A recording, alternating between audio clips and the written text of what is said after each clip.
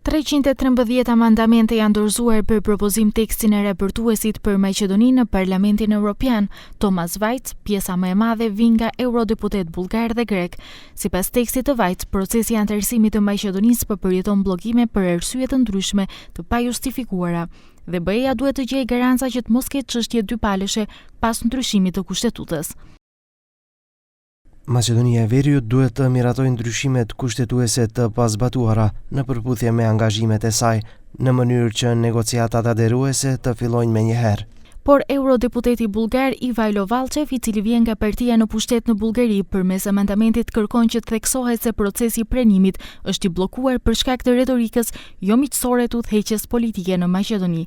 Në disa prej amendamenteve të paraqitura ai përdor si argument edhe votën në Kombet e Bashkuara.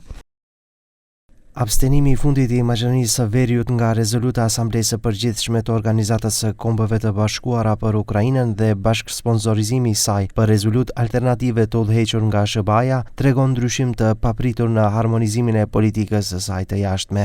Nga ana tjetër, të djathtë grek kërkuan që emri i vendit të Republika e Maqedonisë së Veriut të zëvendësohet me shkup, ndërsa të vendosur në qëndrimet e tyre ishin edhe eurodeputetët francezë nga partia e djathtë në Marine Le Pen. Sipas tyre, Parlamenti Evropian duhet ta ndalë zgjerimin.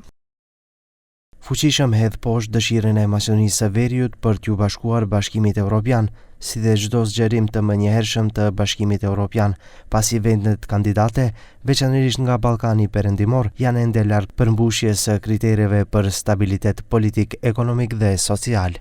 Krahas pjesës politike, raportuesi Thomas Vajc në draft raportin thekson se është e nevojshme edhe lufta kundër korrupsionit dhe pavarësia e gjyqësorit. Parlamenti Evropian do të debatojë në lidhje me raportin dhe amandamentet më 13 maj.